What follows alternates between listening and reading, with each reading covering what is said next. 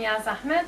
I'm a trumpet player, flugelhorn player and a composer, and I've been commissioned to write a suite for the Women of the World Festival, and it's commissioned by PRS, Women Make Music, and the Toronto Warriors.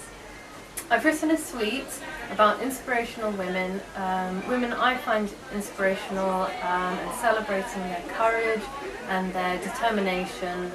I mean, mainly because when I was growing up, I never had any positive female role models growing up, and so I've always searched for women.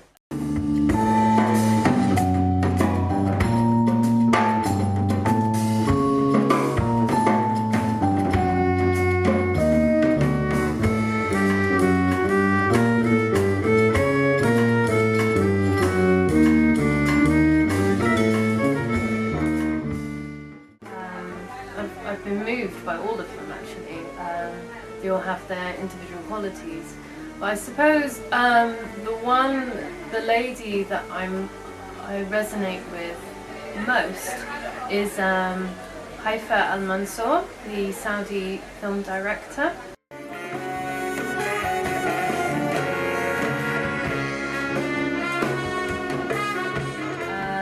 Saudi Arabia is next door to Bahrain, which is where I grew up, and I'm half Bahraini.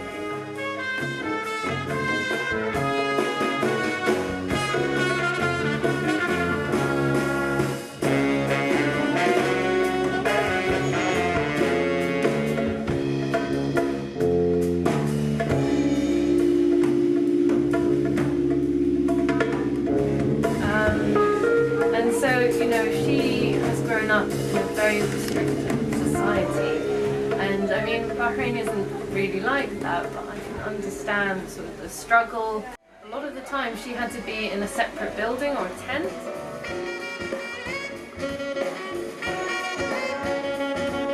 I love that she's so determined that she'll take the risk of, you know, being arrested or whatever, just to make art.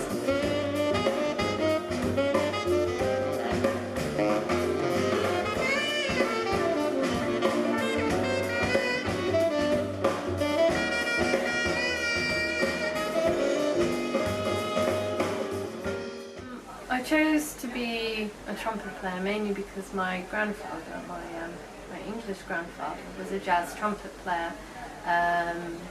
He became a record producer, and he gave me my first ever trumpet lesson and my first ever trumpet, and he's my hero, and yeah, I do everything for him really. He's inspired me very much.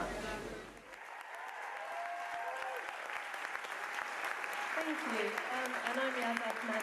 We have one more tune. This is called Barbara, and it's dedicated to Barbara Thompson. Thank you.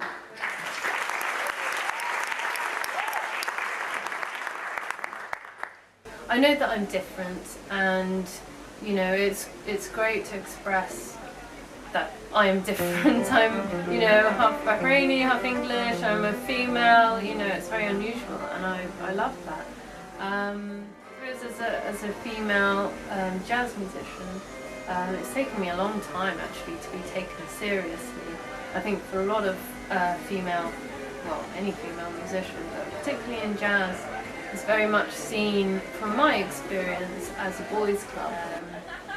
And I think it's quite interesting, whenever you turn up to a gig, people expect you, the female, to be the singer. So it would be great to sort of get that out of people's minds, that, you know, female musicians aren't just singers, you know, we can play, you know, just as good as the guys, maybe better. And I know this is the same for a lot of female musicians, is the confidence to break through and to not let the young male musician sort of take over. I mean, today it was a perfect example.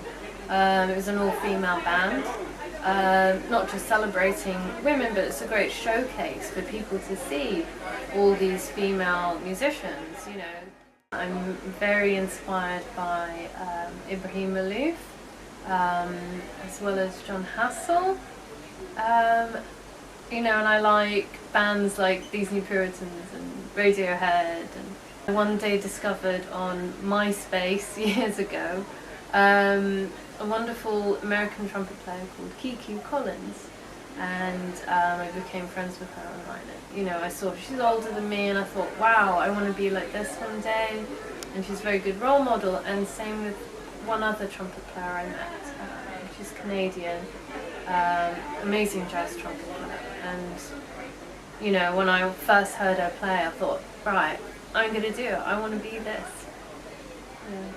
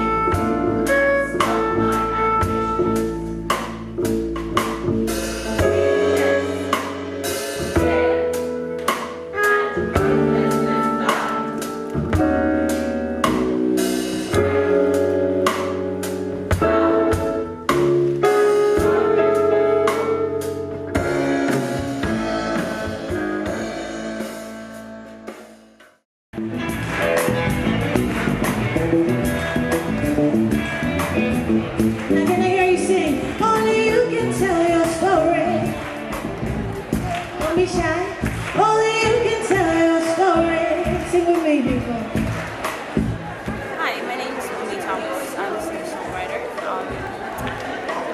I am multi-creative, come from a visual art background, and my journey into music came from a desire to, in many ways, combine my visual aesthetic with my ideas, be it about society or the human experience. And I felt that a very, very potent way to actually express that was through song.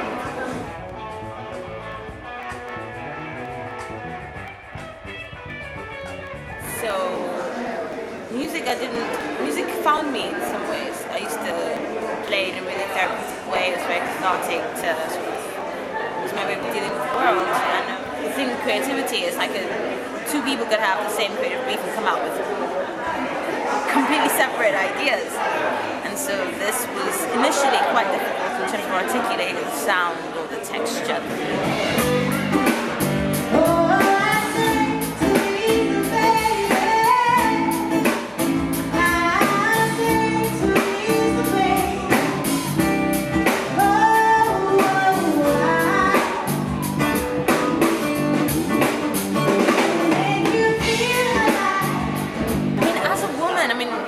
Sometimes it's difficult because there's 13% of women in the music industry black.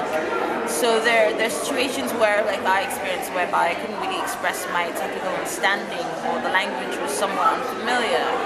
And my male contemporaries and counterparts felt like they could then sort of speak on my behalf. Almost. So even in rehearsals where I'm like, well, let's do this in a way, and they're like, no, actually let's do it this way. I'm like, no, it's my song, we're gonna do it this way. And how do you take a stand without coming across as being over dominant or compensating for something else? So I think it's definitely about communication and understanding that there are preconceived ideas of a woman's role, not just in music but in society. In order for your voice to be heard clearly, you have to have conviction. I don't know if that's just a woman continuum or if it's a human continuum, in the sense that if you have conviction in your ideas or in your words, people will generally respect them. But if you're uncertain, then other people would assume themselves into a position of control. And that's reality on a day-to-day basis. Don't lie to me, just stand by me. Don't patronize me with your touch. Don't turn my heart way into that. Don't lie to me, just stand by me. Don't patronize me with your touch. Don't turn my heart way into that.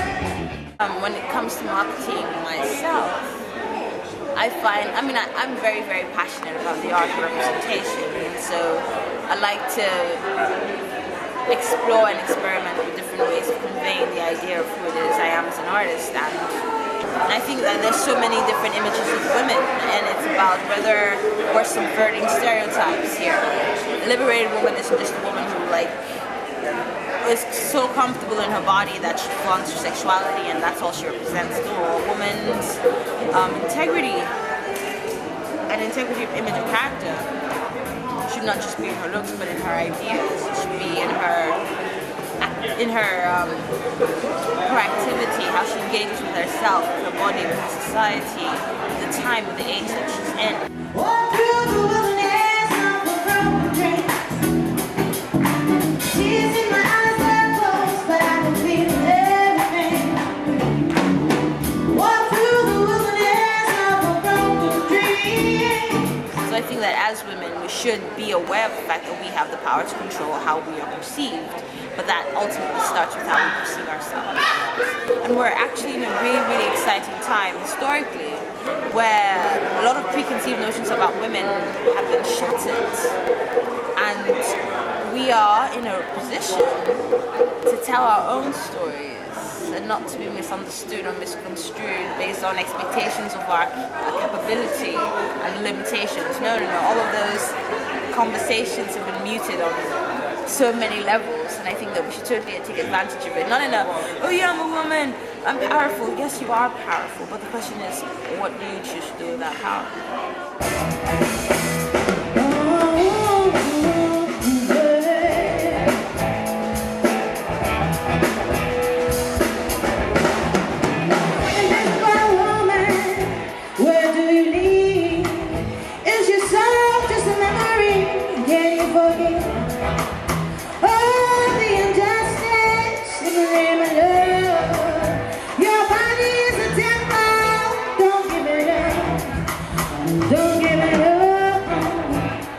Artists in music that I feel have done it exceptionally. Sade Adu.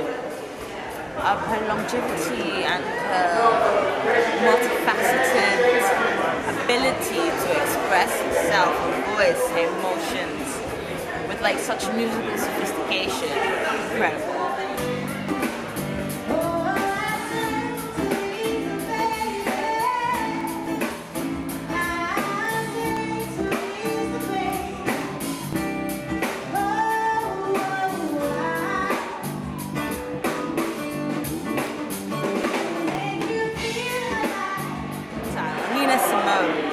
She was the voice of a generation, not just for women, but for men. In a racial conundrum, she spoke with so much conviction and power, and it was liberating. Miles Davis, the Harlem Renaissance. These are people who were not their message was not separate from the time that they were in. It was a time of adversity, and they were able to transcend that based on their conviction and their ability to find their place within it creatively. And the resonance of that conviction has spread across generations and generations. It still inspires so many people today. Mayor Makeba just was a humanitarian in the purest sense of that word, and faced exile and displacement, but was still true to her vision and her passion, which is about equality. I could go on and on about this, but I think that if there are any lessons we've learned from these people about legacy,